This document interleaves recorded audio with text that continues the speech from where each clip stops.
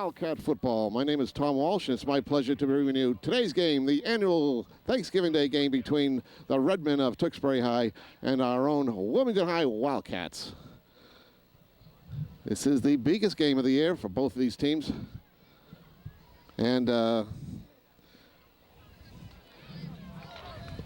it should be a great game. We have two outstanding teams out here today. And Eric Banda is all set to do the kickoff.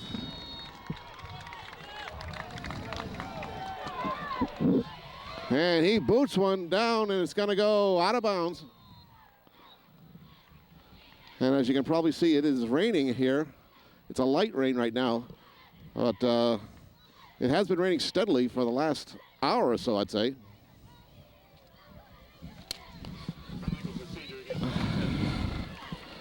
Okay, that kickoff went out of bounds, so Wilmington will kick over again. This time, Banda will kick off from his own 35. It was a good kick, but it didn't stay in bounds. Okay, it's also you can see where Eric is teeing up that ball now. It's fairly muddy right where the team is standing, and all the way back down to almost the goal line, there's pretty muddy field conditions. Right now, the rain has abated, so hopefully we can get this game in fairly rain-free. Okay, Banda will kick off again from his 35.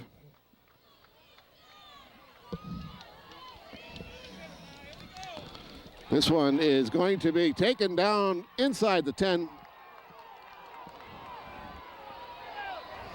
And the ball carrier gets wrapped up by a swarm of, holy moly. Talk about these guys being riled up. The kickoff team certainly was riled up for the Cats. And, well, we have a flag on the play, too. Let's see what this is all about. It's a hold against Tewksbury. So that's a good sign right off the bat. The receiver for Tewksbury, kickoff receiver, got the ball at his own 5-6 yard line, and I got it up to about the 20 where he was met by a host of Wildcats. Sean Quigley came flying over the top just to put the icing on the cake, and 10-yard penalty, holding penalty, puts the Redmen down at their own 10-yard line. Okay, we got a man split to the near side. Tom Sullivan, number 7, is the quarterback for Tewksbury, and he's a good one. Wildcats will have to put pressure on Sullivan if they hope to win this game. Sullivan back to pass already. Looks long. He's got a man out there, and he's got it right off the bat. First play of the game. And all the way down the sideline is a gone touchdown. First play of the game, no flags. Tom Sullivan throws a bomb out there to number 25, and right off the bat, Tewksbury goes on to first play of the game. Tom Sullivan wasting no time. The receiver, number 25, that was Eric Hamilton, took the pass, beat the Wilmington receiver, the defender, and right down the sidelines he went, and didn't miss a step. And first play of the game. First play from scrimmage is a touchdown for Tewksbury, and that is a bad omen for the Wildcats because Tom Sullivan is a dangerous quarterback. Kick is up, and the kick is good. So with 9:35 left in the first quarter, the score is Tewksbury 7 and Wilmington nothing. Okay, joining me up here in the broadcast booth is Chris Cassidy. Chris, kind of ominous start right off the bat.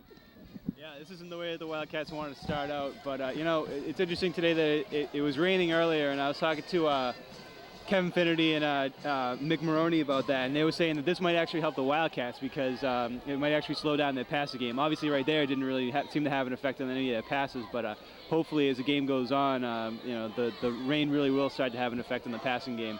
So, you know, Wildcats can come back, and we'll see what happens once Wildcats get to touch the ball. There's two schools of thought with that, Chris, too. With a sloppy field, some people say with a sloppy field, the receivers know where they're going. They know where their routes are, and the defenders don't. So, and if they can get an extra step on the defender, it's a big advantage. That time there, I don't know if it was blown or what, but it was an ominous start for Tewksbury. Okay, so here's the kickoff after the touchdown. And it's a line driver taken by number 21, Jepson. Jepson right up the middle. There goes Mark Jepson. Go, Mark. There goes Mark. He's going to be gone. You believe it? Do you believe it? Wow. Holy moly. Incredible. Incredible. What do you think, Chris? That's what football's all about. 2 plays from scrimmage, 2 touchdowns. We haven't even played the first minute here yet. Unbelievable. Mark Jepson, I don't know where he took that thing, from down around the 15-yard line. I'd say it's about an 85-yard touchdown return. Wow. And the rain continues. It's just a light drizzle right now. Okay, here's a point after touchdown by Jepson. And there's an offside by Tewksbury. Oh, the Wildcats might go for 2 here. Let's see, it's half the distance, so they're going to be only 1.5 yards away. Unbelievable start to this game. Tewksbury, right off the bat, scores a huge touchdown, a 90-yarder, and then... I don't remember ever having a game start at a point like this. A 90-yarder and an 85-yarder. Okay. Oh, that one was against Wilmington, so now Jepson's kicking from his 15. This is a 25-yard extra point. This one's up. It's good. It's good. A long, long extra point by Mark Jepson. Ties the ball game up.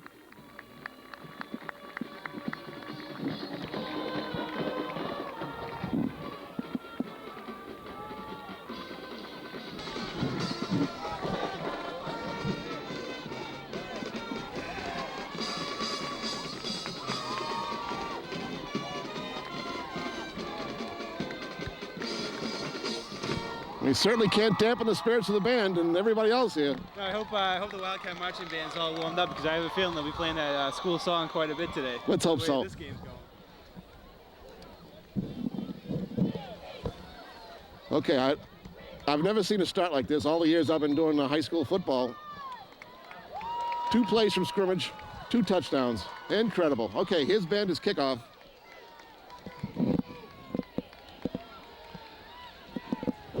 It's a scribbler, and he touched it. He touched it. Number 50 for Tewksbury touched it, so it's going to be taken there. Actually, it's going to be good field position for Tewksbury. A little luck on Tewksbury's part there.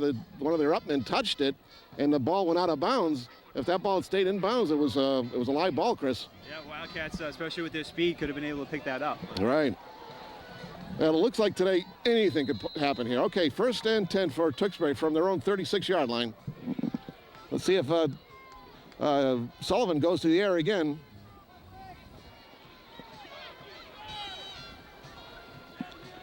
And he hands off this time, tries the right side, and ball carrier gets good yardage. Fumble on the play. No, I guess it was just a tackle, and Josh Hiltz on the stop up to the 40-yard line. It's a pickup of about 4, let's call it. 2nd down and 6. Wild, wild day here. I mean, the rain and just the atmosphere, just fabulous. Okay, we got a man split to the near side. Wagstaff, number 1, is split to the far side. He's the dangerous one.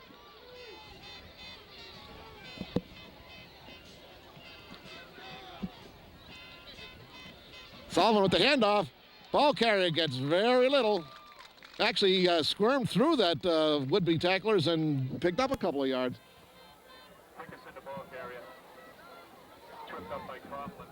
Okay, 3rd down and about 2, let's call it. 8:15 left here in the first quarter, and the score is 7-7. Just a phenomenal beginning to this 1999 Thanksgiving Day Classic between the Tewksbury Redmen and the Wilmington Wildcats. Very exciting. And more of this to come. All right, big play here, 3rd and about 2.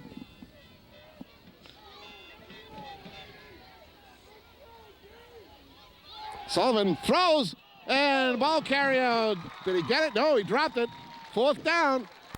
The pass was there, a little bit overthrown maybe, but looked like it was definitely catchable, Chris. And but I think the receiver, would-be receiver, juggled it, and by that time Wilmington hit him. Yeah, it was great pass coverage by the Wildcats there. It looked like he did juggle it around a little bit, and it just ended up dropping it. And if he had held on to that ball, he would have been a huge beating on his way down because there were 2 Wildcat defenders ready to knock him out. Okay, we got Quigley and Heffernan back to receive this punt from Wagstaff, number 1. I think that's Wagstaff. And now look at this. Now they're moving up to the line of scrimmage. Sullivan's right out there. Now he goes back to the shotgun, trying to confuse Wilmington. And now he gets it, and he gets the punt off, and see what Heffernan does here. He grabs it. Heffernan gets away from one man, gets a block. Here goes Pat Heffernan. Heffernan gets away. Heffernan down the sideline. Makes a cut back in. Great return by Pat Heffernan. Great return by Pat Heffernan.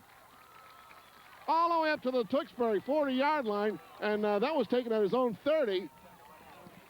About a 40-yard return by Heffernan. Great return. Nice block he got down there, Chris. Yeah, Pat, I think Pat's been saving that one up all season long. It was great. And just watching the Wildcats play right now, they're an inspired team. They really want to come out. This means a lot to them. Right. They haven't won 2 games in a row against Tewksbury since the 83-84 season, I guess it is. Okay, 1st and 10 for the Wildcats from the Tewksbury 40-yard line. Hiltz with the handoff to French. French tries the right side, picks up a couple.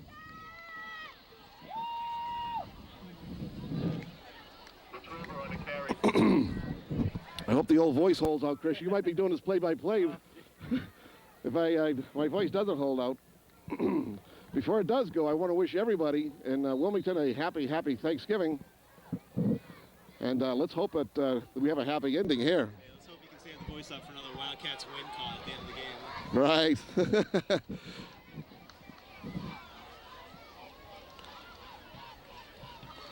Hiltz with the pitch to Jepson. Jepson tries the right side. Jepson gets up over the flag on the play, up over the 35. Let's see what the call is here.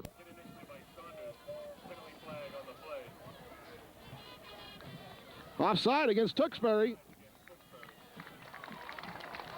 So Tewksbury being very anxious here early in the game, and they would have loved to beat Wilmington. Some people say there was a fluke last year that Wilmington actually beat the Tewksbury Redmen. What do you think, Chris? Well, I think the Wildcats definitely fighting for some respect here, and one of the things is. This team's been compared to last year's team, to the 1996 team, and I don't think this team wants to be compared to anyone. They want to be, you think about it, they're 9-1 right now, 1 play away from going to the Super Bowl against Pawtucket, and they want to go down as a team that won 2 in a row against Tewksbury. Right. Okay, second down and about 2 or 3. Handoff goes to Banda. He's hit in the backfield, but falls forward, gets up close to the 1st down.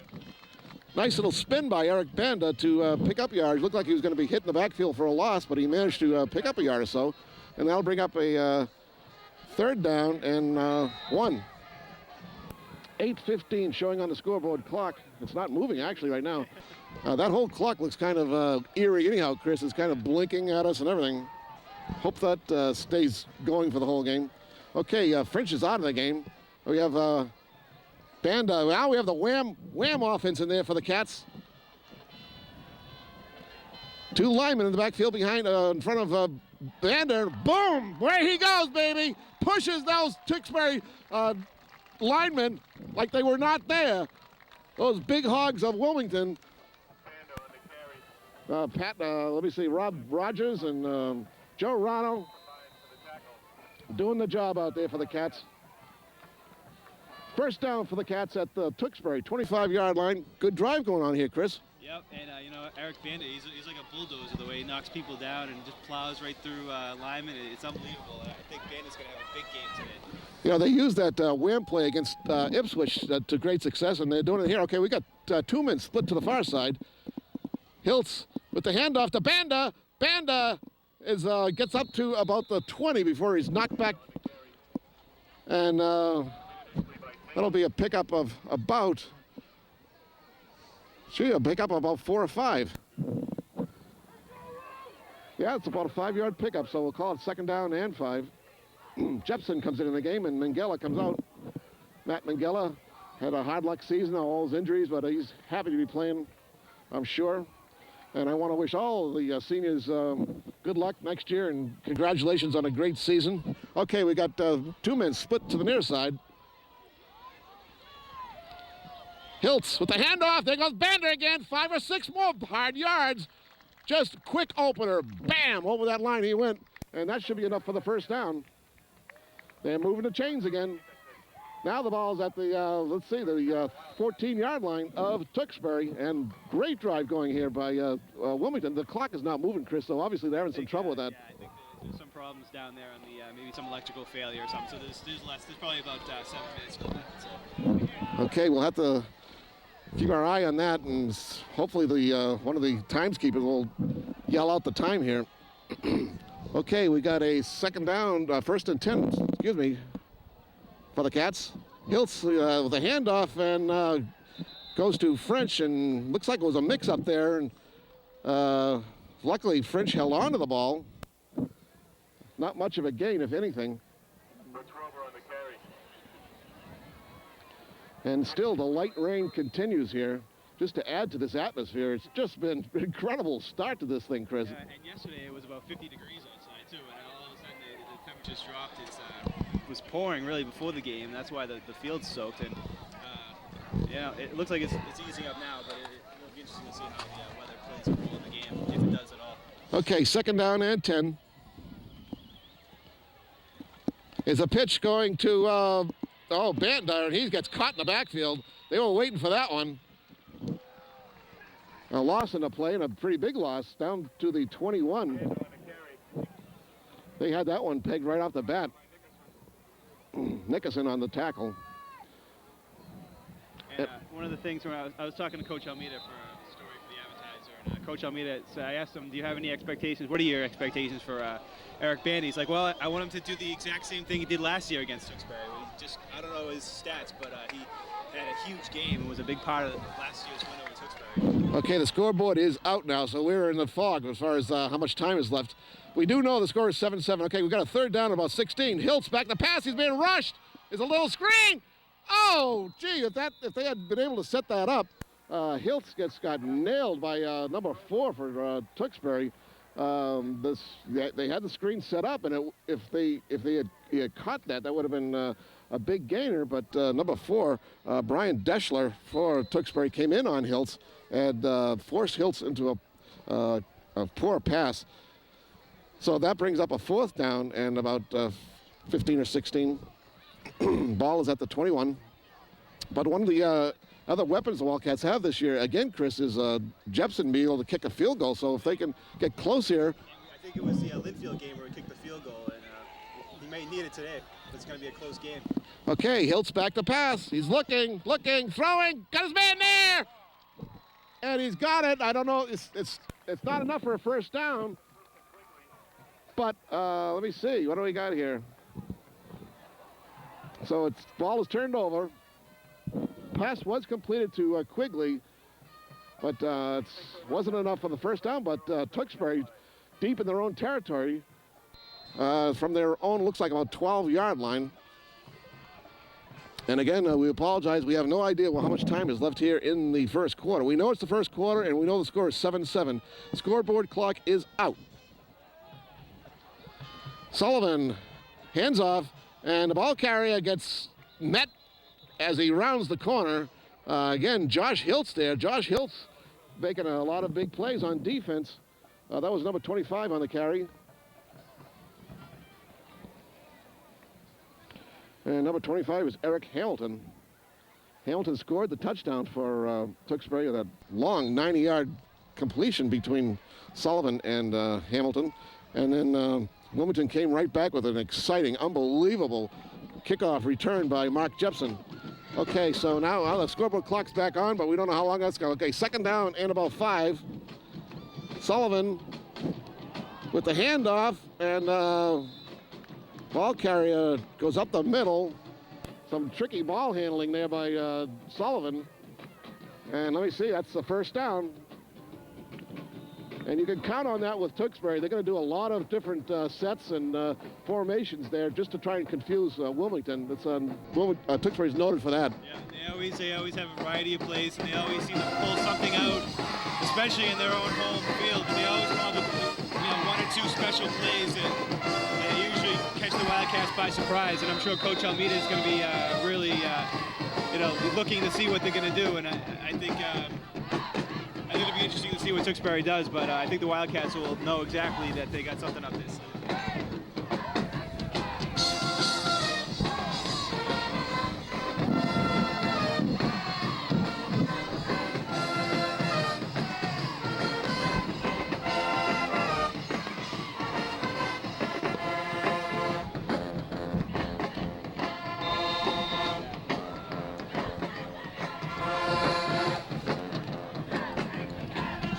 Okay, so we got first down for Tewksbury from their own 21 to 22. They got mid split to both sides and a man in motion.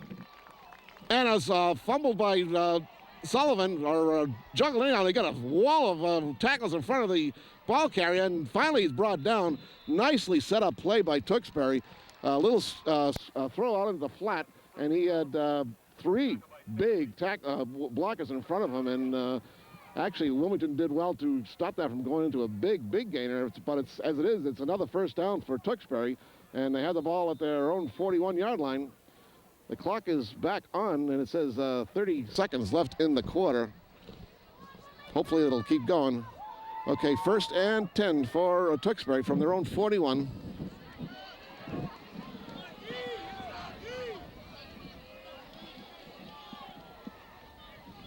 Sullivan with the pitch. And around the left side, the ball carrier gets knocked out of bounds. I mean, that was George Gotting on the hit for the Wildcats. Carlson, number 33, on the carry. I think that'll be just short of the first down. It should be close, but I don't think it's good. Yeah, it's about 2 or 3 yards short, Chris. They're at about the 47 or so. Tewksbury with a nice drive here, mixing up their plays well. Wildcats have to respect Sullivan's arm. Now we got a full house backfield for Tewksbury.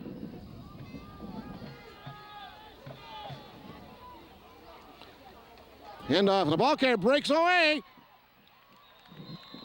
And we have a flag on the play.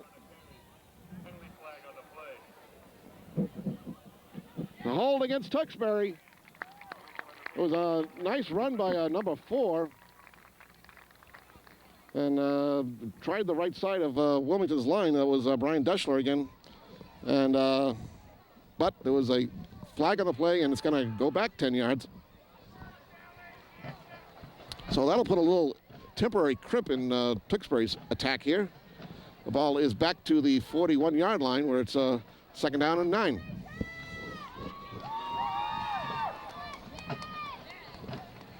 Actually, Chris, it's starting to lighten up here a little bit. Looks like the rain might be holding off the rest of the game. It's a good omen for us, I think. Hey, at least it's not ice on the field like a couple years ago. It seems like every year it's always freezing. This year we're pretty lucky. I know. Bad. We've had some balmy weather this fall. Actually, best fall I've had ever broadcasting. Okay, so that's the quarter, I believe. So after 1 quarter of play, we got a heck of a ball game here. 7-7 between Tewksbury and Wilmington. Thanksgiving, 1999. Okay, back to the action. This is Tom Walsh along with Chris Cassidy here at Tewksbury, where Tewksbury Redmond and the Wildcats are hooked up in a 7-7 tie. It's a real struggle here. It's been one heck of a game so far. I mean, it's been everything. People have talked about this being a good game, and it has been so far. 2 really good teams going at it here. All right, Sullivan barking out the signals. He's back to pass, throws one, lets it go. He got a man wide open, and down inside Wilmington territory, down to about the 30, goes the receiver. And Chris, he was just wide open. One of the things the Wildcats have to be careful of is the fact that, you're playing Tewksbury and they're not going to be dropping passes. Maybe in some of the other opponents the Wildcats have played you might be able to pick up a break with a receiver not being able to hold on to the ball. But in this case, if you leave a Tewksbury receiver wide open like that, he's going to be not only going to catch it, but he's going to be halfway to the end zone. And the other thing is they're giving Sullivan time. They can't afford to give Sullivan that much time. He's a dangerous passer and very accurate, as we just saw. Okay, first down for Tewksbury at the Wilmington 30-yard line. And there's a pitch. Ball carrier looking for running room. He gets met there, but he manages to fall forward for a few yards. He knew he was going to be tackled, but he still managed to get a few yards and gets it inside the 30 down to about the Wilmington 27 or so. Second down and about 7. 9:04 showing on the scoreboard clock left here in the first half. 7-7, Tewksbury and Wilmington.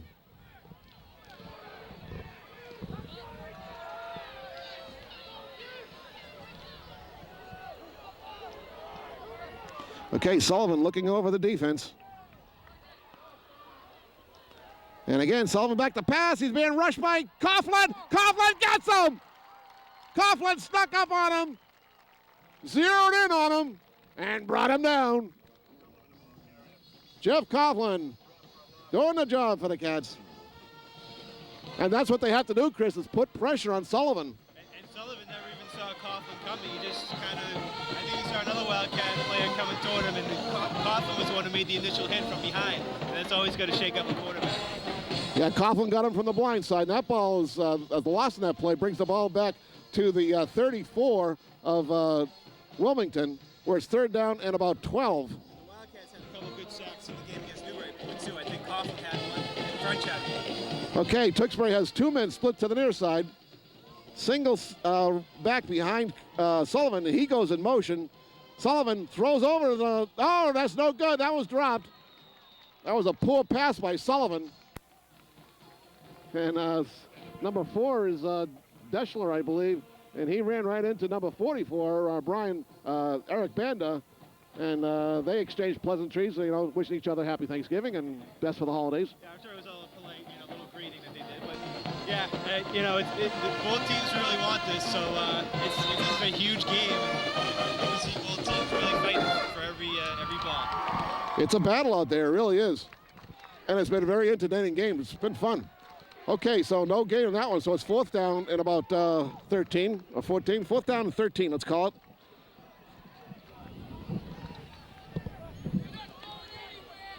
Sullivan again back to pass. He's got time. He throws out there. He's got a man wide open again. And he's in there for a touchdown. Wide open is number 25. Again, I think that was Hamilton. Eric Hamilton, again, he was wide open. And they saw something in the Wilmington defense because there was a blown coverage there. He was wide open, and all he had to do was make one little deke, and he was in there.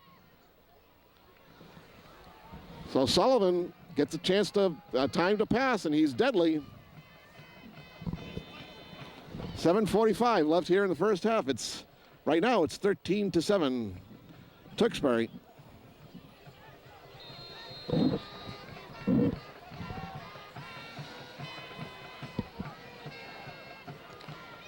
Point after attempt is up, and it's good.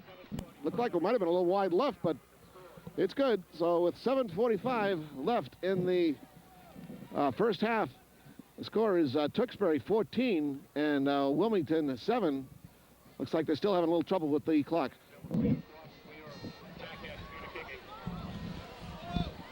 Okay, number 80 for Tewksbury is going to do the kickoff, and that's John Tackett. 14-7 now, Tewksbury. Wildcats are going to have to shore up that pass defense if they expect to win this game. I have a feeling they won't be kicking it to Mark Jepson. No. And actually, that comes right down to Banda. Banda takes it at his own 15. Right up the middle goes Eric Banda, and he gets it up to his own 30 before he's taken down. And Eric, this is his last game playing for the Wildcats, and he wants to do well, I'm sure. Looks like he might have been a little bit shaken up in that play, Chris. He got hit pretty hard in that play, but I wouldn't be surprised. He'll just shake it off, and he'll come back. You'll see him bounce right back from that. Okay, so the Wildcats have the ball at their own 30-yard line. Now we have a whistle and a timeout, I believe, because Banda's not out there. I think Banda really did get shaken up. So Josh Hiltz is coming over to the sideline, and Coach Almeida's talking to Banda and Jepson and Hiltz, trying to determine if Banda is okay. He may have got some cobwebs there. He had to clear out before he goes back into there.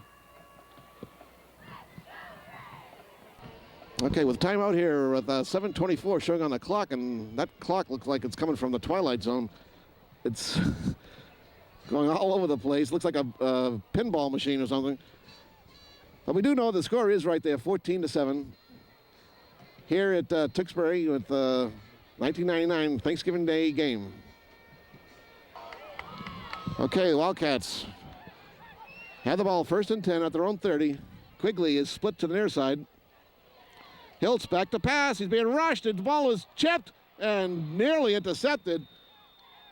Ball was definitely tipped, and Wildcats really dodged a bullet there. The ball was tipped, and it looks like Tewksbury is the team that's putting the pressure on the Wilmington quarterback. Right. In the last couple plays, with Josh Hiltz, with the Wildcats on offense, Josh has really been rushed, and I think the Wildcats will definitely have to work faster to get open, and Josh will have to be a lot quicker on his feet because this Tewksbury team has really been able to come across that line pretty easily so far. Okay, we got Jepson split to the near side this time.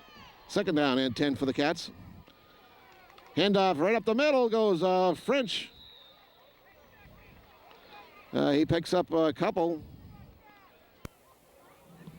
Looks like he slipped a little bit there. It is sloppy right in the middle of the field, all the way down from about one 5-yard line down to the other 5-yard line. Is a long sliver of muddy field. So a pickup of about 3, so it's 3rd down and 7 here for the Cats.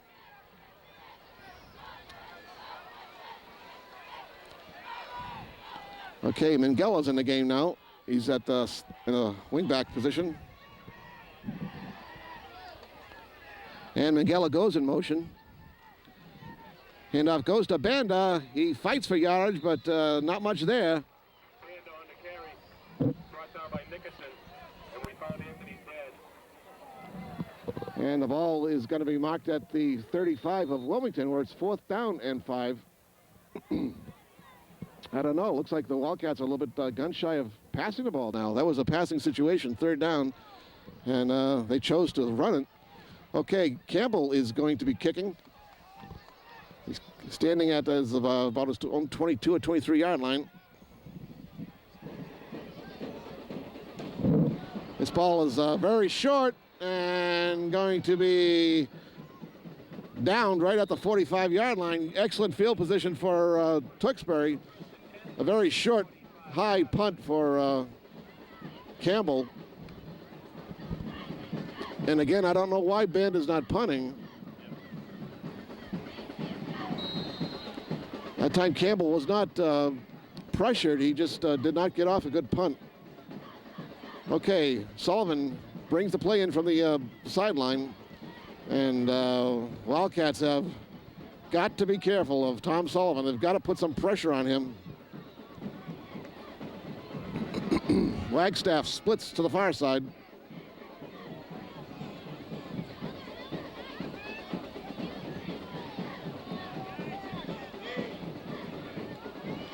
Sullivan back to pass, throws a bomb out there. He's got a man, Wagstaff, out there.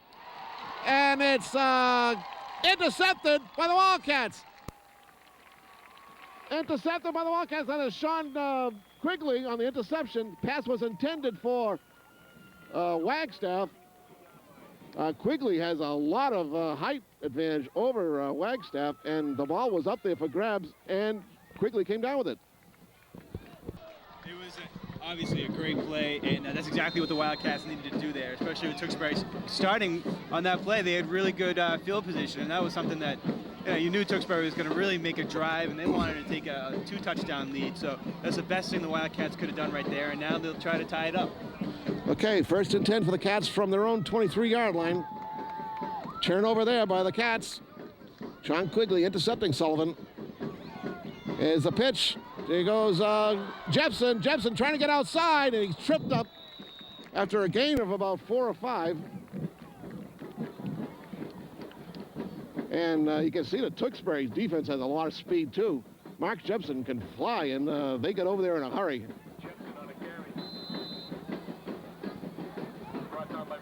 Pickup of about 5. Let's call it 2nd down and 5. 14-7. Tewksbury over Wildcats here. And about 6:47 showing on the scoreboard clock left here in the first half. Handoff goes to Banda. Banda fighting for yardage. Falls forward. Just short of the 40-yard line.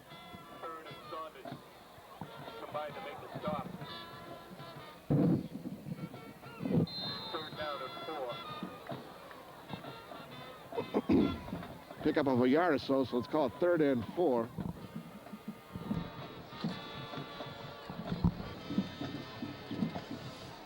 And again, the clock is not moving, so they're having some difficulties with the scoreboard clock.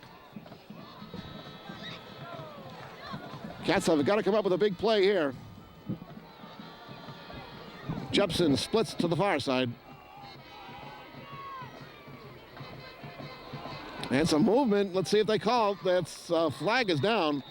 And it looked like Tewksbury jumped there, Chris. Yeah, we'll see what this penalty is. I think you might be right, though. I think Tewksbury did jump on it. Yeah, it's an offside, so that's a first down.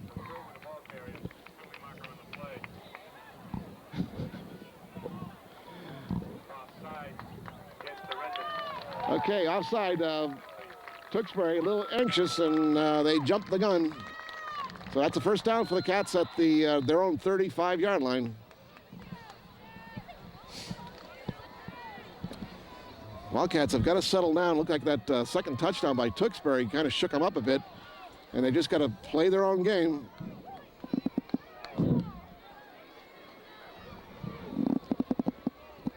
And there's a reverse to Mingella, and he's got to be taken down for a loss. Number 17 was right there waiting for him on the Tewksbury defense, right in the backfield, waiting for him. Canooney on the stop. And he was literally right there waiting for Mingella. There was no doubt they sniffed that play out, too. They've been looking at the game films, undoubtedly. And I saw some Tewksbury players at the Ipswich game, so they were scouting us out. Okay, that's a big loss there, about a 5-yard loss, 2nd down and 15. Again, Jepson splits to the near side. Hiltz back to pass. He's looking, throwing. Got his man! Wow, here we go again, folks. Right down the sidelines is Sean Quigley. Beautiful pass play between Hiltz and Quigley. Sean Quigley is Josh Hill's favorite receiver, and he hooked up with him. That time he had time to pass, Chris, and he hit Quigley. Beautiful pass, and Quigley made a nice run afterwards. Yeah, and that's the second good play by Sean Quigley today. The interception a couple minutes earlier, and I think that's got the Wildcats possession of the ball, and now great field advantage for the Wildcats here by another catch by Sean Quigley. Great game so far by him, and this is his senior year, I think? It is his senior year, yeah. He wants to go out with a bang, definitely. So the Wildcats get the ball into Tewksbury territory at the 25. Pitch goes to Jepson, I believe. And nothing going there. Jepson on a carry. Put initially by Kessler. Actually, I think Sean Quigley's only a junior. No, he is a senior. Oh, he's a senior? All right, it says, okay.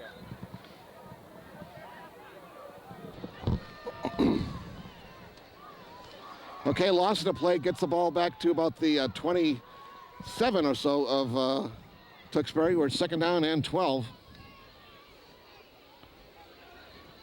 Handoff goes to Banda. He plows forward, gets up over the 25 down to about the 24. And I think they're going to call a timeout here. No, it just, Coach Almeida's talking to Josh Hiltz, giving him the play. And let's hope they can get this play off.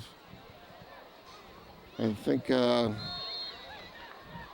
scoreboard clock is off again. The scoreboard is completely dark, so we have a third down and about 11, it looks like. They got two men split to the near side. Hiltz again back to pass. He's got time. He throws it, and it's incomplete, intended for Quigley. Good coverage there, but number 32 on Tewksbury knocked that ball away. Mark Boudreau on the coverage for Tewksbury. Now the scoreboard clock is back on. It says a minute 47 left in the half. It's 14-7 Tewksbury over the Wildcats. It's been a great game so far, though. There's a lot of excitement. Right off the bat, the first minute, 2 plays from scrimmage, 2 touchdowns. Incredible.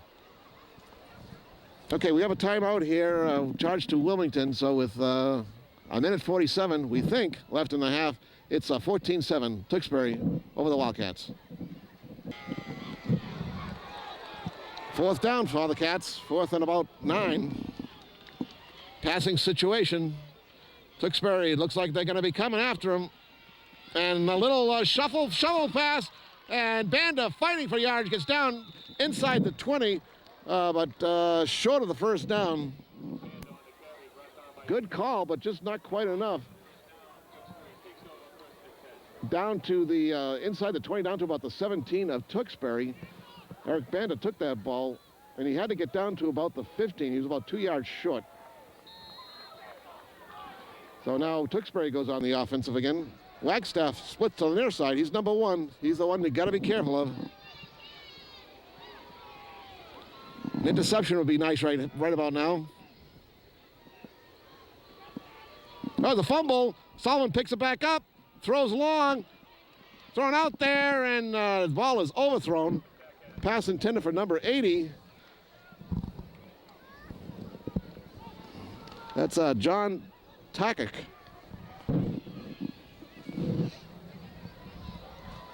So Sullivan, instead of going to Wagstaff, his favorite receiver, he's been throwing to some of his other receivers. Okay, this time Wagstaff lines up at tight end, and Sullivan's back in the shotgun. And Sullivan's going to run it. He tries the right side, and he gets hit and still going. I guess he's out of bounds over there.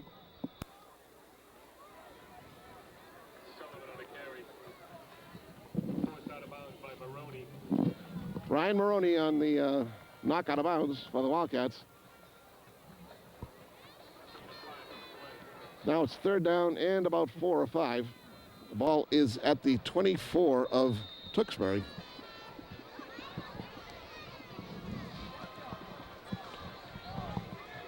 Again, Wagstaff splits way out. And I think sooner or later they're going to be thrown to him. A little confusion in the Wilmington backfield, and now the ball carrier gets met, and there's a flag on the play. Let's see what the call is here. Hamilton, the ball carrier, penalty marker on the play. Holding against Tewksbury, so they've been guilty of that holding a couple of times. And that's going to march the ball back 10 more yards towards the Tewksbury end zone. I think Coach Almeida has to be pretty happy with the fact that the Wildcats really haven't committed anything, any type of penalties or anything like that. I think they've had 1 or 2, but especially in a big game like this, when you're playing Tewksbury, even 1 penalty can really change the entire momentum of the game. Well, actually, the Wildcats declined the penalty, Chris, and it's going to be a 4th down now, 4th and 5, forcing Tewksbury to punt. And let's see if they do punt. Let's see. You never can tell. There might be a snap directly back to Sullivan. Let's see what they do. No, it's going to be punted away. Nearly blocked by Jepson. And the ball is going to be let go there by Heffernan, and it rolls into Wilmington territory, and it's going to be downed eventually at the Wilmington 47-yard line. It's funny, when Tewksbury just punted that ball, I'm sure that probably brought back memories to you of 1991 when there was a similar punt, and of course with the Wildcats' reputation of blocking punts. 1991 when Wilmington and Tewksbury played, Tewksbury punted, Wilmington blocked it and ran it in for a touchdown. It happened right down here to our right. Yeah. Yeah, and I'm sure those guys remember that play. I remember Tom Woods, the coach, was going out of his mind. He was so happy. And Bobby Fleming scored the winning touchdown. That was a big, big game. That was a really exciting game, back and forth. Okay, first down for the Cats from their own 47. Hiltz looking. He's got his man! And there goes the ball was fumbled, and Quigley, was it Quigley caught the ball? Quigley, I think.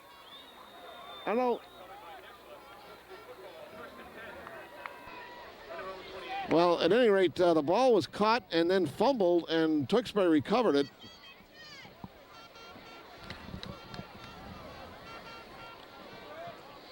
Nice play, nice pass by Hiltz, and he hit his man. We think it was Quigley. Well, uniform's starting to get a little bit muddied out there, but he did cough it up, and now Tewksbury has the ball at their own 28-yard line. Wildcats have got to stop the mistakes and concentrate on what's happening here. Sullivan with a quick opener, got his man out in the flat. And he's taken down by French and Quigley. That was Wagstaff on the reception. And that was enough for a first down. Ball is spotted at the Tewksbury 41-yard line, looks like.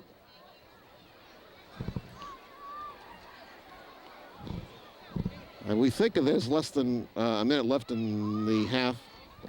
Oh, well.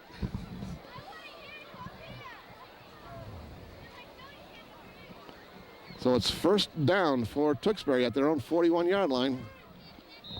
We think there's less than a minute left in the half, and see if Sullivan starts putting some air underneath this ball. He's got a single setback. Now Wagstaff goes into the slot back, and he goes into motion. Sullivan back to pass, looking, throwing. And it's just out of the reach of number 25. I think that's, number 25 is Deschler? No, Hamilton, Eric Hamilton. And again, Tom Sullivan throws a beautiful pass, Chris. And again, he had time. So that's going to be a problem for the Cats if they don't start putting some pressure on him. I can't see what the number is on that Wildcat player right there, standing a couple yards away from the 50-yard line. Do you know who that is? George Godding, 39. Godding, yeah, Godding got up a little slowly. I think he was holding his ankle. I think he still is favoring one of his ankles. Hopefully he'll be okay. Okay, out of the shotgun, Sullivan again throws a little shovel pass, and ball carrier gets taken down. It's Wagstaff, taken down by Jimmy Finley. Jimmy Finley took Wagstaff down after a pretty good game. Looked like there was going to be a pretty good gainer, a big gainer initially there, but Wildcats reacted quickly, and Finley brought Wagstaff down. Yeah, that was a huge tackle by Finley there, because if he hadn't gotten him, he would have probably picked up the first down and maybe even gone more. All right, the ball as it is at the 47 of Tewksbury, and they've got a second down and about 5. Scoreboard clock says 23.8 seconds left in the half. And see what the Wildcats do for defense here.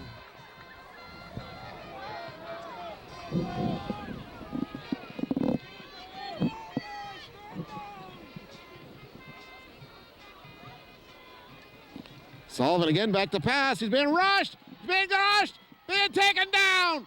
Great play by number 55, Justin Camerata. Justin Camerata just having an outstanding season at nose guard for the Cats, and he's been the talk of the Cape Ann League. Everybody's been talking about number 55, double nickel, Justin Camerata. What a great job he's done at the nose guard position, and he's only a junior, Chris. That's right, he'll be back next year. I can't imagine, if he tackles a Tewksbury quarterback like that, I put the fear of God into him, and I think next year in the Cape Ann League, look for him to really be making plays like that on a regular basis. Wildcats are going to have another great team again next year.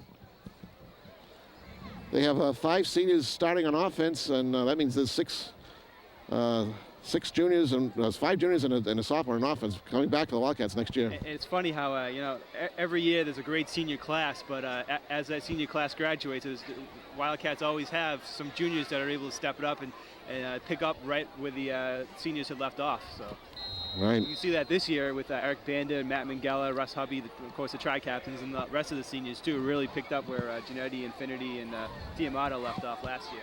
Okay, Tewksbury back in punt formation. It's 4th down, 4th and about 15.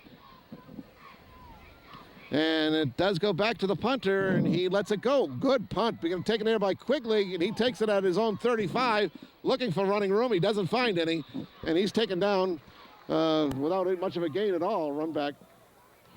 Scoreboard clocks is 6.2 seconds. No idea how accurate that is.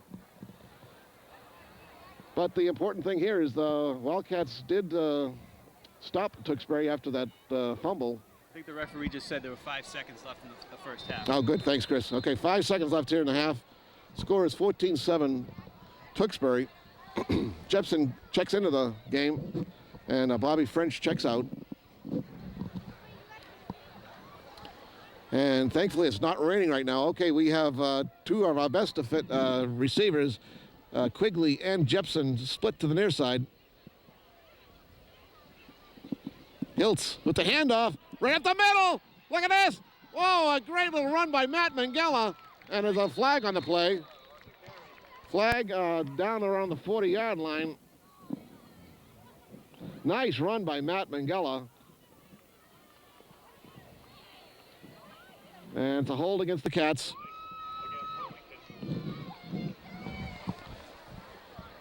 So, looks like the Cats are going to go into the, well, that's the half.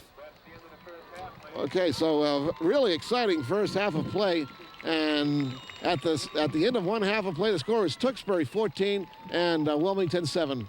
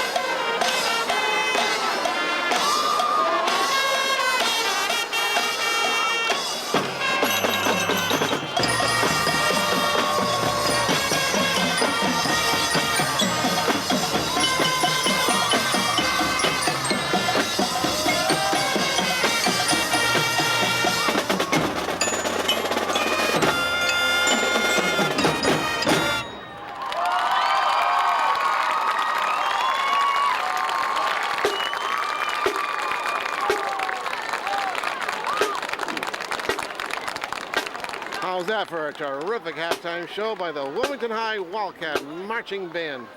Terrific job, kids. Okay, we're at halftime, and the score is Tewksbury 14, Wilmington 7. Back with exciting second half action. All right, welcome back to Wildcat Football here on WCTV. I'm Chris Cassidy, joined by Wilmington High School football legend Mike Esposito, who's here on the Thanksgiving Day rivalry here between Wilmington and Tewksbury. Score at halftime is Tewksbury 14, Wilmington 7. First of all, get your thoughts on the way the Wildcats have been playing so far and your thoughts on the team. Well, I think they've done quite well today. I think they're evenly matched with Tewksbury, and it's great the season they've had. They're co-champs in their league. I think Wilmington football's back, obviously. And you had a chance before the game to talk to some of the players and give them kind of a pep talk. What were some of the things that you told them to get them hyped up, get them fired up for the game? Well, I don't know if I got them hyped up. I just told them I felt it's an honor to be associated with Wilmington football, and that I feel a kinship to them. We're all the same. They're special kids, and I wish them all the luck in the world, and I wanted them to do well today. And this whole rivalry's been, 65 years. I think the 66th time the teams have met. What does a rivalry mean to you now, looking back at your career and as an alumnus of Wilmington High School? How big is this rivalry even now? Well, I think the rivalry between Tewksbury and Wilmington is just a fantastic rivalry. There's a friendship amongst kids from Tewksbury and Wilmington, and that just makes the game even better. Myself, in reference to the game, it's every game I ever played at Wilmington is special. This is just another game. And just looking back at your career, is there anything? What are some of the things that you remember most about the 4 years that you played at WHS? The thing that I remember most is the chance I had to play with some exceptional people as athletes and as people. And I haven't, in the course of my athletic career, haven't met any better people than the kids I got to play with at Wilmington. And then you got a chance to go on to BC and then in the NFL. What were those opportunities like? Well, it was quite an honor and a thrill to play there. But I'll tell you what, I never got hit any harder than I got hit in the Merrimack Valley. I mean, they can hit you in this level of football. The big difference is that they are bigger and they are a lot faster, too. All right, Mike, thanks. Hey, my pleasure. Same to you. Thank you. All right, that's Mike Esposito, former Wildcat star on the football team, and hopefully he can bring some luck to the Wilmington Wildcats right now. 14-7 at halftime, Tewksbury leading the Wildcats. We'll see what Wilmington can do in the second half. I'm Chris Cassidy. Let's send it back to Tom Walsh, who's give you the rest of the play-by-play for this Wilmington-Tewksbury 1999 rivalry. Welcome back here to second half of this 1999 Thanksgiving Day Classic between Tewksbury and Wilmington. Score at halftime is Tewksbury 14 and Wilmington 7. It started out really exciting, and it's been a close game since then. I mean, 2 touchdowns right off the bat in the first minute by both teams. About a 90-yard pass completion by Tewksbury for their touchdown, and then Mark Jepson electrified the Wilmington crowd with about an 85-yard kickoff return for the Wilmington touchdown. Great crowd here today. Looking over, you can see the stands are just loaded with Wilmington fans. And of course, a lot of people back for Thanksgiving to see the folks and root on the home team. And some of the people I see down there, I see former coach Jerry Sullivan, was a coach for the Wilmington Wildcats before Bob Almeida. And I had the honor and privilege of working with Jerry Sullivan. He's a real gentleman, and he went on to coach at Merrimack, and I think he's still up there. Okay, so we are just about set for second half action. Tewksbury will be kicking off to the Wildcats.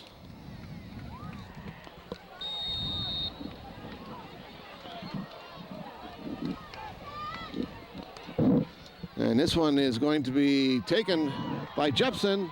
Mark Jepson. Here he goes again. There goes Mark Jepson. Holy moly, can he do it again? Here goes Mark Jepson. He's gone. Oh my God, he did it again. Incredible. Mark Jepson does it again. speed to burn. Wow! All the way for a touchdown. Can you believe it?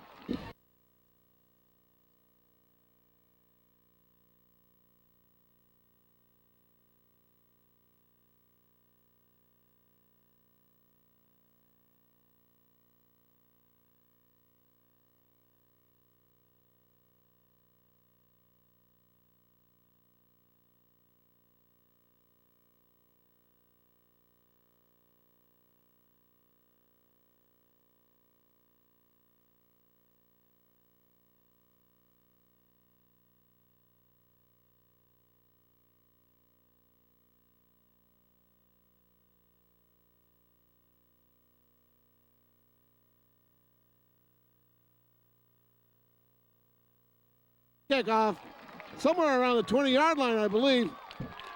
Made one cut, went right to the right sideline, and just blew past everybody. What a ball player.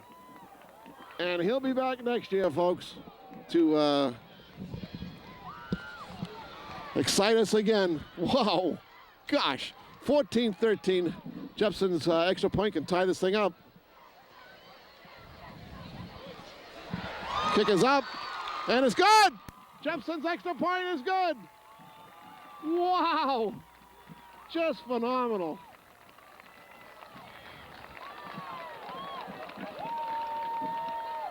I haven't seen a kickoff return by the Wildcats. Seriously, I don't remember the last one. And we've had two here in this Thanksgiving Day game, and both by the same player, number 21, Mark Jepson. That was just phenomenal. That was a great, great run back. What a classic this is. This one will go down in history, folks. I don't know what the outcome is going to be. Right now, we're all knotted up at 14. Beautiful, beautiful run by Mark Jepson. Everything people talked about is coming true in this game. And Coach Almeida was telling me before the game that Mike Esposito, former great Wildcat back in the 70s, gave the team a pep talk, and that must have been exciting for the kids. Mike Esposito, tremendous ball play for the Wildcats, went on to become an All-American at Boston College, and then played in the National Football League, I believe, for the Atlanta Falcons. But Chris Cassidy's just joined me back up here in the booth, and wow, it's unbelievable. Okay, there's a kickoff, and that was taken at about the 20. And this one is right down the sideline. Looks like he stepped out of bounds, though. But Chris, I was just saying that all my years I've been doing this, I don't think I've seen a kickoff return. And now we've seen two in one game and by the same guy. And both the first time that the Wildcats had touched the ball in each respective half, too. Right. Unbelievable. That was so exciting. Did you get a chance to see it? I did see it. I was right down on the sidelines talking to a few people. And everybody just stopped what they were doing, and they looked, and they saw Mark Jepson flying down the field. Great play. It was a thing of beauty. It really was. It was beautiful. Okay, 1st and 10 for Tewksbury from their own 30-yard line.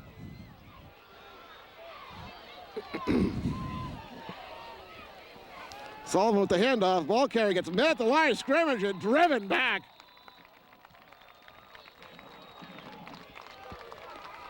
And again, the Wildcat defense has been tough all year on the run. Not too many people have been able to run on the Wildcats. And if they can just stop Sullivan, then they'll get a chance to win this game. You know, a lot of this game, I think, is has a lot to do with momentum, with the Wildcats opening up the second half like the way that they did. You know, you're going to see them really, really fighting hard, and I think wouldn't be surprised if Tewksbury is not able to get anything off, in the second half. This drive, anyway. Well, I hope you're right. Because at least in the first half, Tewksbury got their touchdown, and Wilmington returned it with a nice return from Jepson. So I think it'll be interesting to see here what happens.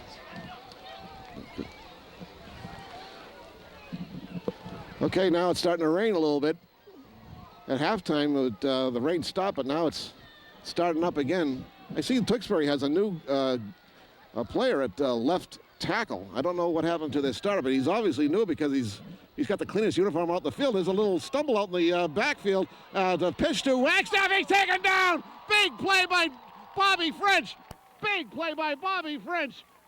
Again, Bobby French was zeroed in on Wagstaff, and he was just dead meat back there. Like watching him Scott Missile hitting the target or something. You know, he just came in. Against the Newburyport game, he had a huge sack in that game too, and French is huge on those sacks. And when he hits you, you feel it. Bobby French plays great ball, both sides of the ball. That's right. Okay, so a loss in the play. It's third down and about 15 or 16.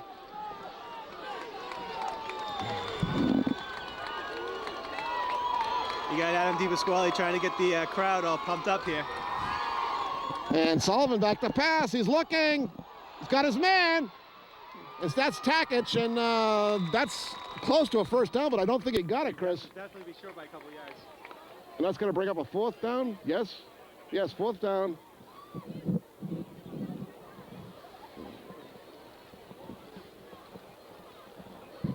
And the rain starts a little heavier now. 7:30 left here in the third quarter.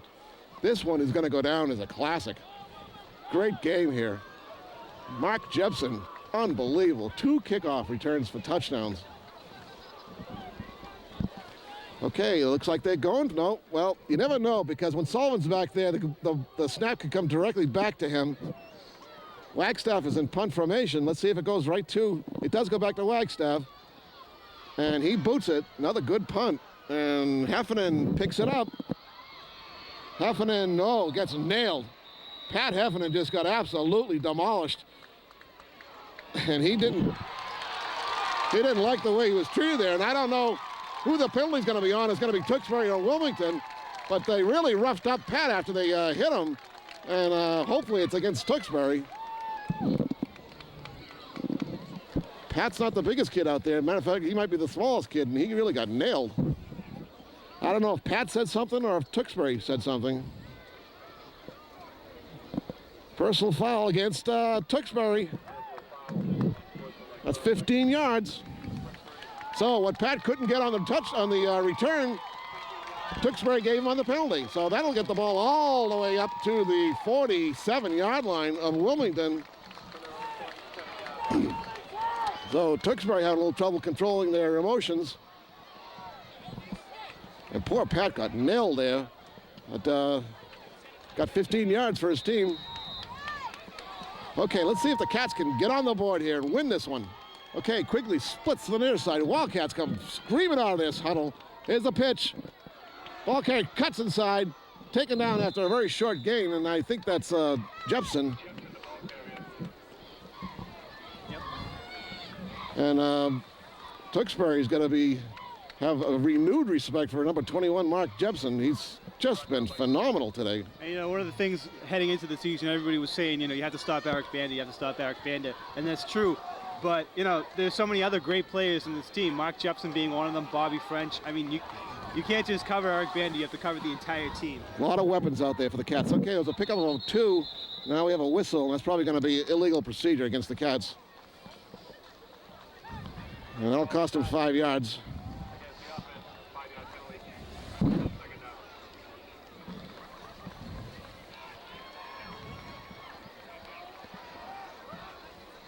So, Chris, did you get a chance to talk to Mike Esposito? I did, actually. He had some. He seemed like a very nice guy, and he really loves this Wilmington-Tewksbury rivalry. And I asked him about, you know, how does it feel to come back, and after being a Wilmington High School alumnus, having played in the field, and to come back.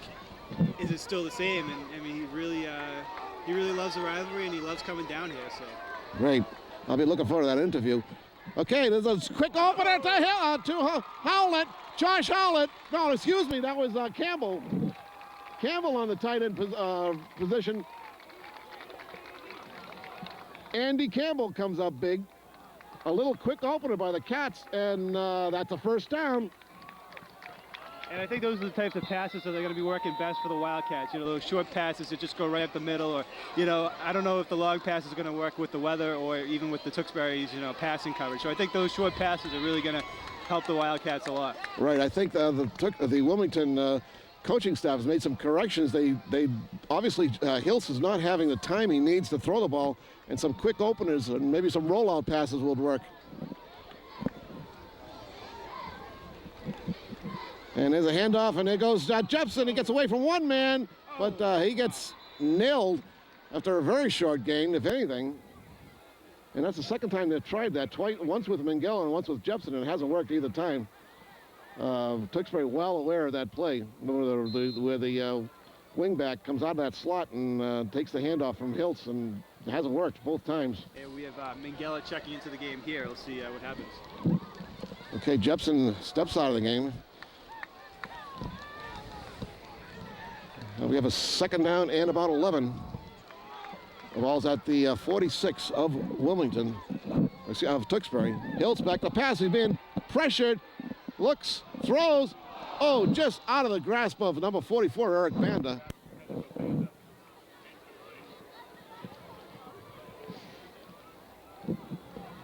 .442 showing on the scoreboard clock left here in the third quarter. 14-14. This one will go down in the ages as one of the great ones. Two great teams. I mean, Wilmington 9-1, Tewksbury 6-3, but the losses were to Chelmsford and Billerica and to Everett, who Everett at the time was ranked in the top 25 in the country. So and their loss to Chelmsford was in the last minute. So this is a tough Tewksbury team. But the Wildcats are holding their own, obviously. 14-14. Hiltz looking for quarterback. Sneak. There goes Josh. Oh, he fumbled it. It's recovered by Wilmington, I think. Recovered by Wilmington. Somebody was there right on the spot. Who was that, Chris? You got the number? Might have been Banda, but I'm not sure. No, it was Quigley, I think. Quigley was out there on the, was down the field on his route, and it was a quarterback keeper, and I think that was a planned play. And Hiltz made a nice run, went right up the middle, fumbled the ball after he got hit, and I think it was Quigley who made the recovery. Big recovery. That's the type of things that win games when you make big recoveries like that. Keep the drive going. Right. And it ended up in a first down for them. I mean, some really tense moments when that ball was popped loose, but thankfully, if it was Quigley was there, and he managed to pick it up. Okay, first and 10 for the Cats from the 31, and Banda gets met in the backfield and crushed.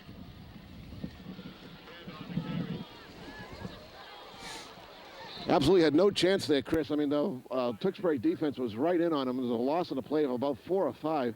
They'll bring up a second down and 13 or 14. I was really happy with the way that Josh Hiltz had ran that ball 2 plays ago. You know, I'm sure he wasn't planning on doing that until he had the opportunity, but he saw it and then ran right for it, and he did a really good job, except for the fumble at the end, but that really didn't matter at the end anyway. Yeah, he made a nice play to get away from, I think it was a linebacker or something, right at the line of scrimmage. Okay, second down and about 13 for the Cats.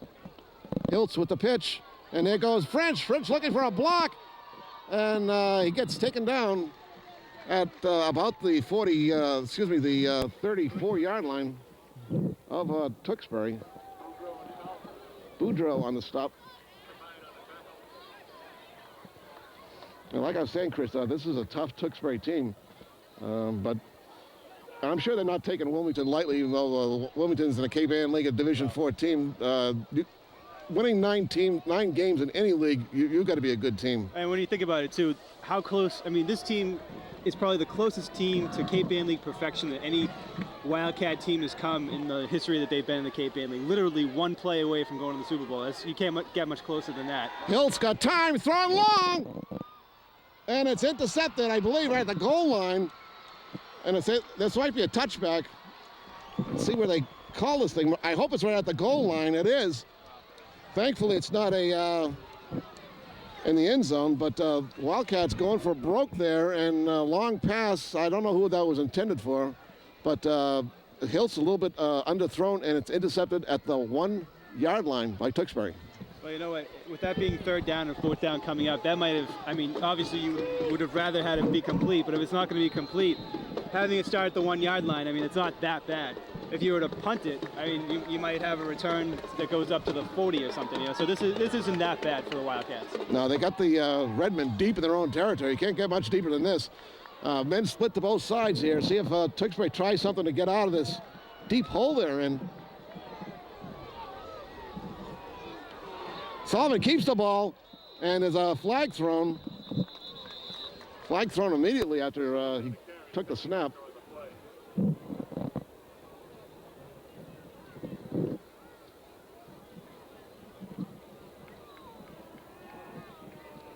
Offside against the Cats.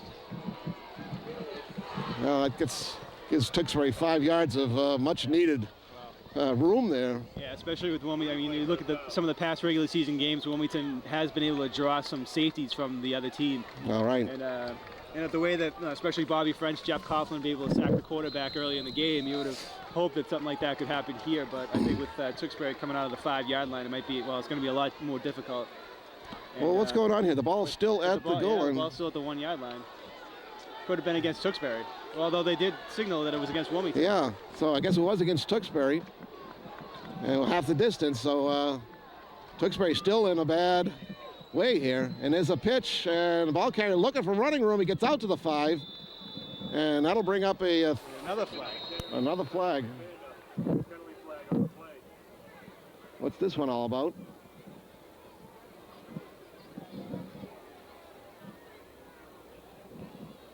Personal foul against the Cats. Oh, boy, that hurt. And I've been saying it all year, Chris, that penalties, especially dumb penalties, just have been killing the Wildcats. Right. And there's never really a good time to get a penalty called on you anyway. I mean, any time a penalty is called against you, it's going to hurt you big time. And especially in a situation like this. Well, look at the ball is now, right at the 20-yard line. 20. I mean, that just gave them a big break and a big lift. Now they got running room. They got room to operate. Yeah, and this is one of those situations where you usually see Tewksbury do something completely well, look at this. unorthodox. They got only one running back behind Coughlin. They got men split to both sides.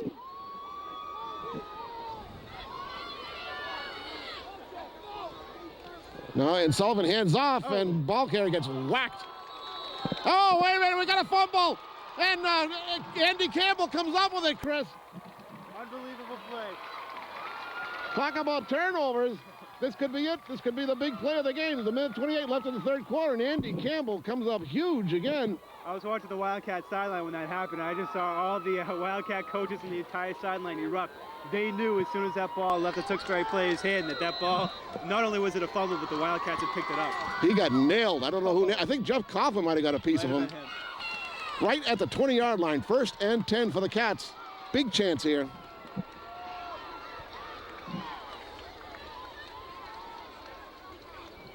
Handoff goes to French, I believe, and he gets inside the 20.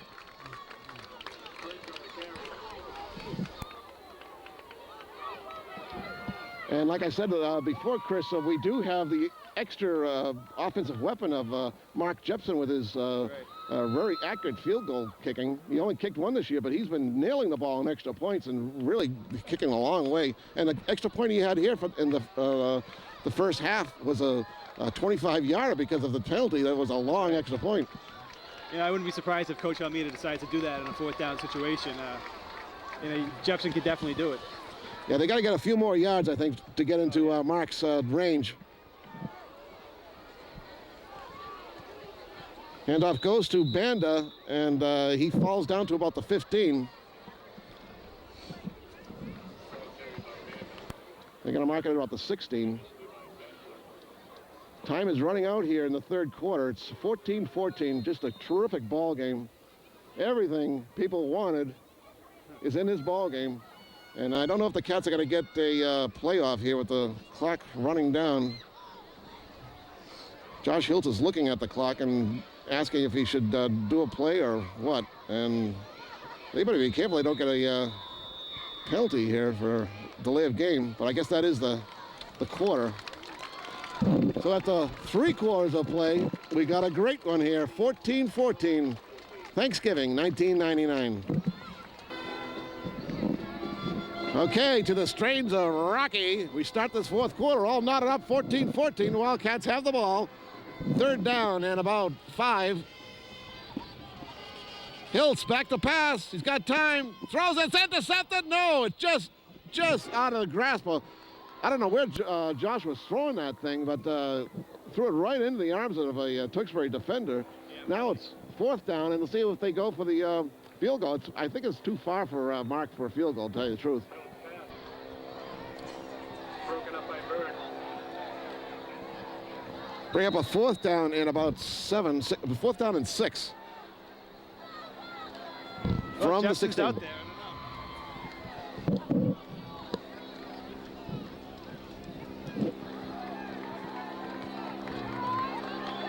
Well, they're going for the 1st down.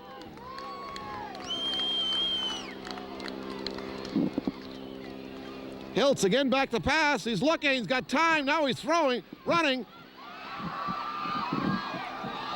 And it's knocked away. A great play. Great defensive play by number 17. In the end zone, I think he had either Mangella or Jepson back there. And number 17 for Tewksbury knocked the ball away.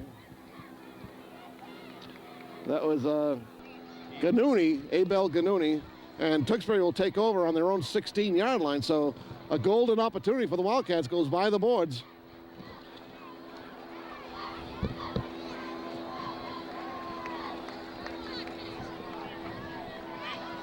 And it's starting to rain a little bit again. 1st down for Tewksbury at their own 16.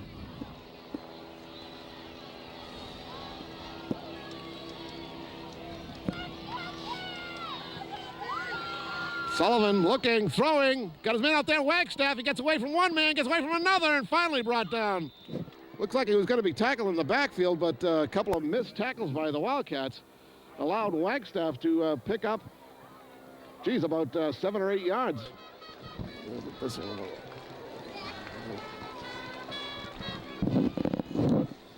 And the rain comes down again. We'll call it 2nd down and probably about 4. We'll give him 6 yards in that. The ball is at the 23 or 24 of Tewksbury. 9:41 left in the ball game. All tied up, 14-14.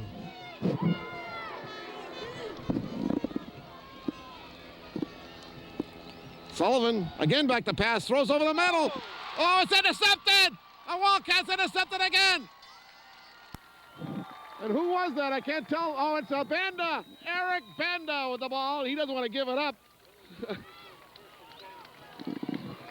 44, picks it up. And, gets the Wildcats again with another chance to get on the board. Another opportunity. And I think Tewksbury's going to get sick of hearing Eric Banda's name by the time this game's over. yeah, he's made himself a real force in this game. Okay, the ball is at the Tewksbury 27 or 27-yard line, let's call it. 9:25 showing on the scoreboard clock left in this game.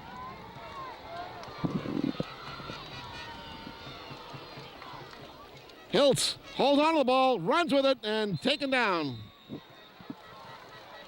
Tried the fake and then tried to get around the left side, but Tewksbury defenders were right there.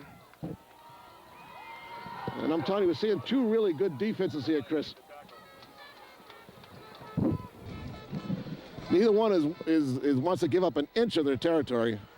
And that was a loss of about a yard, so 2nd down and 11. Yeah, every inch that the Wildcats try to gain here is going to be hard fought. They're going to be hard fought for every yard that they run for. Banda comes out of the game, and Jepson is the backfield with French. Here's a pitch to Jepson. He's got running room. Mark tries the right side, cuts back in. Mark with a nice run. Oh, that looked very promising for a while there. All he needed was one more block. And I'm sure those Tewksbury defenders are scared witless when they see 21 coming around the corner. Mark Jepson has been the story here for the Wildcats as far as offense goes. 2 enormous touchdown kickoff returns. And he gets the glad hands from the coaching staff, and that brings up a 3rd down and about 2. And the ball is at the 21-yard line of Tewksbury. Big down here, Chris, real big. They got that whim offense in there again. And off, and Banda plows through. He got it, I think. That is so impressive. I just love that. The way they move that defensive line back. And Russ Hubby says it's 1st down. Let's see what the referees say. I think they're going to get a measurement here. I think this one's going to be close, Chris. Well, it was only 2 yards. I mean, it looked like he got more than 2 yards out of that play. But looking where that chain is, I don't know. It's close. but I'm sure they'll go for it on 4th down.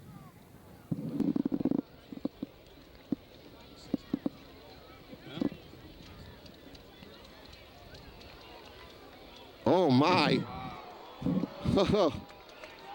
Inches. Inch. Inch or inches, we don't know, but it's not much. And I think they'll go with the same thing. Just the wham, have those 2 linemen line up in the backfield and give the ball to Bandit, but actually Bandit's out of the game right now.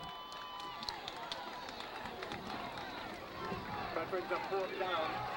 You know, I think you're going to hear this Wilmington crowd get really pumped out. There's going to be a lot of noise here.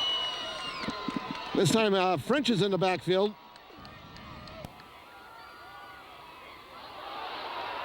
He goes, dives over the top. There's a flag on the play, 2 flags on the play.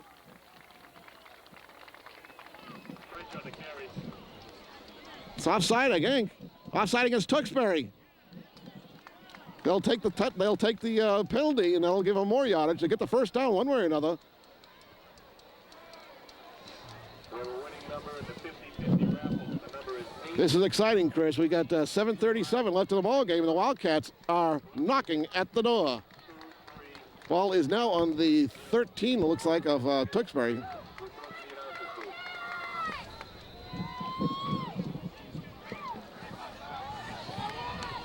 Bandit back in the backfield, and they have that wham offense. They're going to do this all the way to the goal line. They're going to keep doing it until Tewksbury stops them. Hiltz keeps the ball, tries the right side, and he gtes taken down after a very short gain, if anything. So a little deviation from that wham. Hiltz kept the ball and tried the right side, trying to fake Tewksbury out, but I think they only got a yard gain on that. Maybe at the 11. So we'll give them a yard or so, 2nd down and 9. So they can get a 1st down without getting a touch, get a 1st down. They don't have to get a touchdown. It's they can get, I think they have to get down to about the 3, it looks like, 2 or 3 yard line. You know what, even now, I mean, they're pretty much in field goal range for Jefferson. Good point. Good point. So they'll probably try to keep this thing right in the middle of the field, I would imagine, so he can get a good clean kick.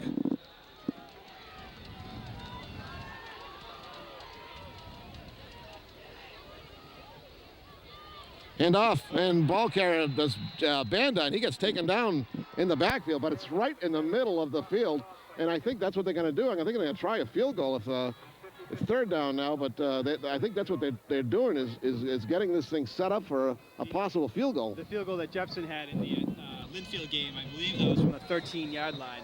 Yeah, it was something like a 31-yarder altogether. Yeah. Okay, so there's a timeout in the field, and the Wildcats are going to be thinking about this. Scoreboard clock seems to be working properly now, and it says 6:07 left in the game. So with 6:07 left, the score is all knotted up, 14-14 here, Thanksgiving 1999. Okay, we're just about ready for action, back in action here. Wildcats have a 3rd down and about 11 now. Ball's at the 14 or so. See if they try and get it close enough for Jepson. And Hilt's going to keep it, and he gets knocked down. Oh, boy, that was, again, incredible defense by Tewksbury, and they just seem to be smelling out these plays. Every time the Wildcats try to do something different and have, most of it has been having Hiltz run around either end, they're right there to get him. And now you're in a type of situation where I think you're too far away from a field goal. So I think at this point, I think you have no other choice than to just go for it. Even though it's 20 yards, you got to hope something's going to happen here. Oh, they're definitely going to have to go for it. Not going to call another timeout. And 5:37 showing on the scoreboard clock. Wildcats call timeout. Okay, Chris, well, it's coming down to this. It's 4th down and about, gosh, it looks like about 4th down and about 18 or so. And the Wildcats are obviously going for it. Let's see what they... Play the game here for the Wildcats. Right, absolutely. Hiltz back to pass. He's looking, throwing in the end zone. And he get it? Oh, he's out of bounds by a tremendous catch by Quigley. Fantastic catch by Sean Quigley, and they say he was out of bounds. What a tremendous catch.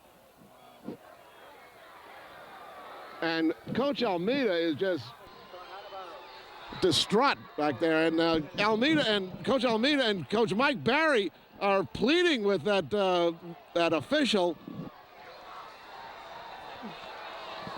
Oh. Hiltz threw that into the corner, and it was a beautiful play, and Quigley came down with it. You only have to have 1 foot in bounds, Chris, in high school, and it looked like he did. So, but as it turns out, Tewksbury gets the ball. I think we should ask some of those cheerleaders. I think they had a pretty good view. They were seeing it right there. Okay, it's a pitch, and the ball kick is knocked out on his pins by Bobby French. You know something about this Wildcat team, and especially with Coach Almeida? You have a call like that, whether it was a good call or a bad call, whatever it was, is it just going to get the Wildcats more pumped up for defense, you know? Yeah, right, exactly. Wow, that was the play of the game, though. If he had, well, it's a question whether he was inbounds or not. I don't, Dave Perkins got a shot. I hope he did, too. I don't know if I got it, but... Wow. Okay, so we got a second down here in about 12, it looks like. From the 17-yard line of Tewksbury. And right up the gut, and again, tripped up by Bobby French, is number 42. Bobby French made 2 defensive plays in a row here. And the Wildcats, I mean, there's no doubt about it, they just got to hold Tewksbury down there deep in their own zone and get the ball. They still have plenty of time, about 4 minutes left in the game. Number 42 is Eric Nickerson, and he's been a force for Tewksbury in this game. Okay, Wagstaff splits to the far side. Somebody better get over there and cover him. Let's see if Sullivan goes for the bomb here. Wagstaff is being covered by George Garding, and it's thrown out there to Wagstaff. And he gets by Garding, and he's still going, and finally brought down. Big play by Tewksbury, and I don't know about the Wildcats defense there. They had George Garding, a sophomore, on Wagstaff, who's the best receiver for Tewksbury, and that was a big play. I mean, it was just a throw out in the flat, and Wagstaff did the rest. Garding did not catch him. First down for Tewksbury at the Wilmington 42-yard line. This is usually, like I said before, this is usually the type of situation where Tewksbury is going to resort to one of their crazy plays they pull off every Thanksgiving and see if the Wildcats can stop them.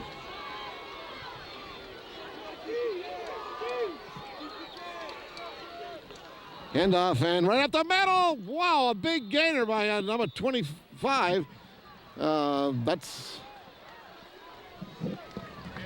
Hamilton, Eric Hamilton. And that one fired up Tewksbury, that big pass play, and kind of shook up the Wildcats. The Wildcats had Tewksbury pinned in their own territory, and now they got their problems trying to stop the Redmen. It's first down for Redmond, for Tewksbury at the Wilmington 31-yard line. 3 minutes left here in the ball game. All tied up, 14-all. Wildcats certainly had their chance.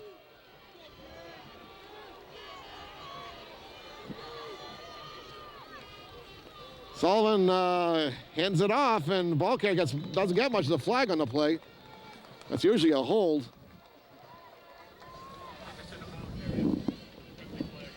It's a hold against Tewksbury. So that's a break for the Cats. That's definitely the type of break that the Wildcats need to kind of stop Tewksbury's momentum here. Right, that's marching back 10 yards.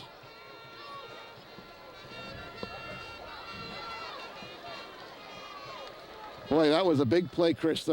Sean Quigley in the end zone. Wow. That would have been so nice. It's going to be one of those things I think people are going to be talking about well after this game is over. Everyone, all the Wildcats on the sidelines, I'm sure they had a view of it. Anybody on that sideline is going to have their own different story of what happened. And on a play like, you hate to see a game like that come down to one controversial play. Exactly. But it might come down to it. Okay, so with the penalty, that brings up a 1st and 20 for Tewksbury at the Wilmington 41. 2:40 left in the game, and the clock is running. And you're right, Chris, we keep waiting for Tewksbury to come up with some kind of sneaky play. Wham! Ball carrier gets absolutely drilled over there. And I think that was Jimmy Finley. Finley and Hiltz.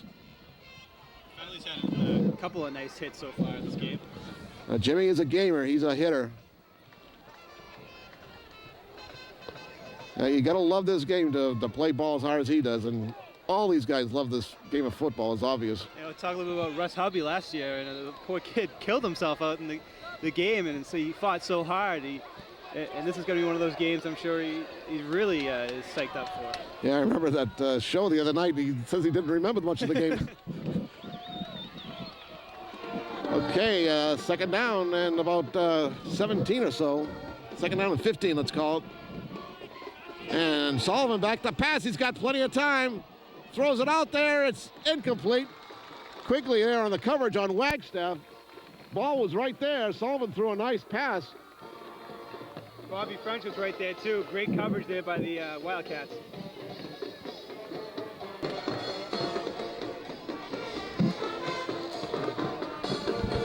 .220 left in the ball game. The clock is stopped after that pass incompletion.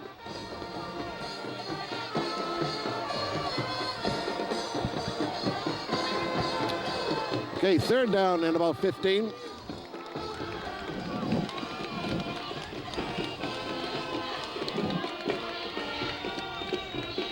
Okay, Wagstaff gets into the slot, and he goes in motion. Sullivan back to pass. Again, he throws out there, and it's intercepted!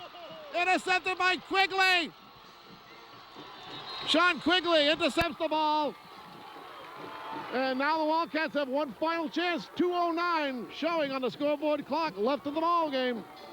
This will be a game to remember for Sean Quigley. He's come up so big when the Wildcats have needed him. Sean has been responsible for every game. He's been responsible for the best receiver on every team.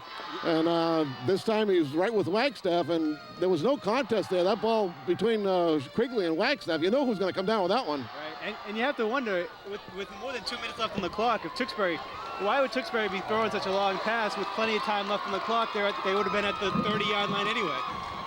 Okay, Wildcats have a 1st and 10 from their own 30. This time Hill's back to pass. Fires over the middle. It's incomplete. The official had to duck that one. Pass was intended for Quigley, but it was thrown well short. So I'll bring up a second down and 10. Just a terrific game, though, Chris. Really, really impressed with the effort put out by both these teams. Every year, you know, this matchup, this rivalry gets bigger and bigger. And of course, you know, we all know there was talk a couple years ago about having the rivalry come to an end. And these past 3 years, I mean. I know. I remember that. Remember that talk about them when they went to the other league. That would have been a shame because these past 3 years have just kind of proved that this rivalry is far from dead. Tremendous game here. All right, 2nd and 10. And blitzing is the number 42. Blitz right in on Hiltz, and boy, he timed that perfectly. Incredible timing.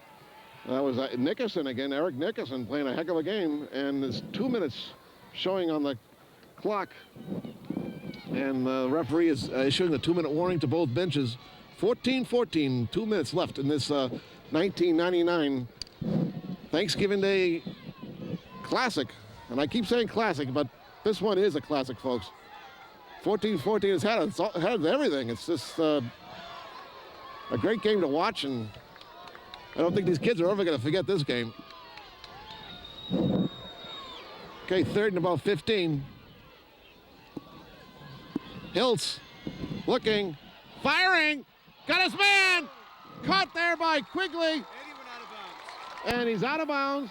And let's see if that's enough. I would think, yeah. Is it a first down? I think they said it's a first down. They had to get over that 40-yard line. It looks like where they spotted it's definitely over the 40. Wow, big play. Hiltz stood up there, started slipping and sliding a little bit, but fired a rocket over to Quigley, and Quigley in traffic picked it off and got the first down. And smart move by Quigley to get out of bounds, too, to conserve some time off the clock. Right you are. And but the Wildcats are taking advantage of a timeout here just to talk this thing over. They have the ball first down at their own 41. What a struggle this has been. And you're right, Chris. I don't know why Tewksbury decided to go with that bomb out there to Wagstaff, unless they thought that he could beat Quigley. I figured that they would have learned. I mean, the pass right before the play right before the interception almost got intercepted itself. You know, French and I think Quigley was on Wagstaff, and then they tried to go to Wagstaff again with over 2 minutes left in the game. I mean, you'd think that Tewksbury would want to waste some time off the clock and prevent Wilmington. If Tewksbury did score a touchdown, you want to prevent Wilmington from coming back. Okay, we got Quigley and Mangella split to the near side. Oh, this would be so nice if one of them could come down with a big bomb. Looks like they're blitzing again on Hiltz, and he's being chased down and brought down. So they smelled out the long pass, and Hiltz just did not have the protection he needed. You can see them lining up on the line of scrimmage, and I don't know, maybe, well, I was going to say maybe they should have called a timeout there, but they need all the timeouts they can save up here for the final minute or so. But now they're way back, Chris. They got to get up to the 49-yard line of Tewksbury for a first down, and the ball is spotted at the 33 of Wilmington.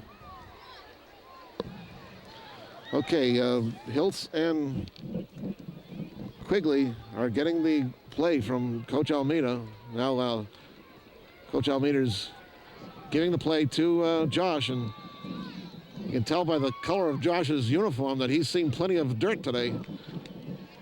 He's a tough kid, and he'll be back next year, and he'll be a senior quarterback, and that is such a valuable thing to have, is all that experience. Okay, see, the linebackers again are creeping up on the line of scrimmage. And again, they come after Hiltz. He throws the bomb. Oh, it's intercepted. Oh, boy, look at this. Oh, this could be the game. That's it. That'll do it. That'll do it. That'll do it. Big mistake.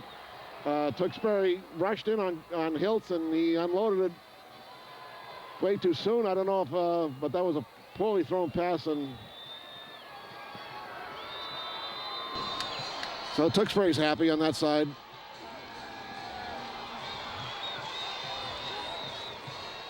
All those opportunities the Wildcats had squandered, and then a heck of a way to lose is give it away like that, because they had no chance of catching him. He just right down the sidelines he went.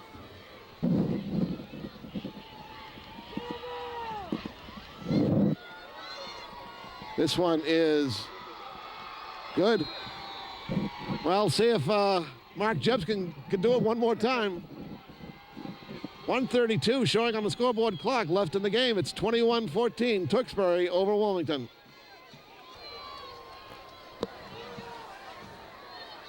This is Tom Walsh along with Chris Cassidy, and we're here Thanksgiving 1999, where Tewksbury has just gone up on the Wildcats, 21-14. Pass interception, ran all the way back for a touchdown. Okay, let's see if Mark Jepson can do it one more time. I don't even know if this ball is going to come anywhere near Jepson.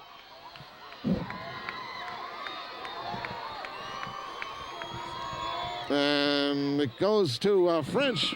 Bobby French gets the ball and gets a pretty good return out of it. So the Wildcats will have pretty good field position at about their own 39-yard line. Well, the good news is that there's a minute 27 left, and in football, that's huge. Don't know how many timeouts Coach Almeida has, but still, Wilmington has plenty of time. They just have to really take advantage of it. And the defense by Tewksbury really paid off there. They had their linebackers blitzing on Hiltz and sacked him once or twice, and then hurried him into that interception. It looks like they're coming at him again. They're right on the line, so now they back off. And there's a little screen pass to French. Bobby French gets it up to about the 50-yard line, around the 48 of Wilmington. Nicely executed screen pass that time by the Cats. Like we were saying before, those are the types of passes that really have been working well for the Wildcats this game. Long bombs haven't been working.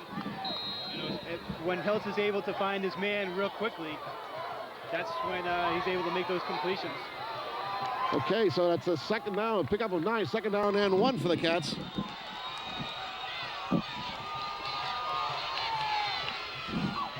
Pitch goes to Jepson. He's going to be tackled in the backfield. Coach on me, just going to call a timeout. Okay,